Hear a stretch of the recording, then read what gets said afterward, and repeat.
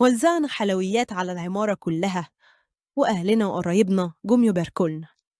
وفعلا دخلت كلية الطب تخصص أطفال، وكنت بحمد ربنا إن تعبي ومجهودي في الدراسة ما ضاعش على الفاضي. أنا عندي أخت وحيدة اسمها ريهام، أكبر مني.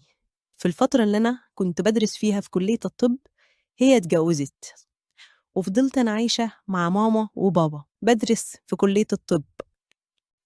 ولأني كنت مشغولة جدا والدراسة كانت صعبة وأخدة كل وقتي، ما حسيتش قوي بالوحدة، على عكس ماما وبابا لأنهم قاعدين في البيت كانوا متأثرين جدا إن أختي سابت البيت واتجوزت. ريم يا بنتي، انتي ما بتقعديش معانا ليه؟ معلش يا ماما، والله الكلية أخدة كل وقتي، وعندي بكرة محاضرات وحاجات كتير ولازم أذاكر دلوقتي. ربنا يوفقك يا بنتي. أنا بس متأثرة قوي ومتضايقة إن أختك اللي كانت عايشة معايا وبتاخد بحسي اتجوزت وسابت البيت. البيت فضي علينا يا ريم. وقعدت تعيط. قمت خدتها في حضني وقلت لها هي دلوقتي مبسوطة بحياتها الجديدة، وإحنا لازم نفرح لها، وبكرة تجيب لك أحفاد صغننين ويملوا عليكي البيت.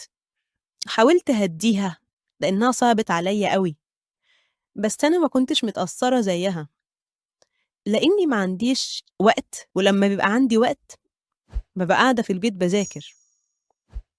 ومرت الأيام والحياة كانت روتينية جدا، وعدت أول سنة من الكلية ونجحت فيها وجبت تقدير امتياز.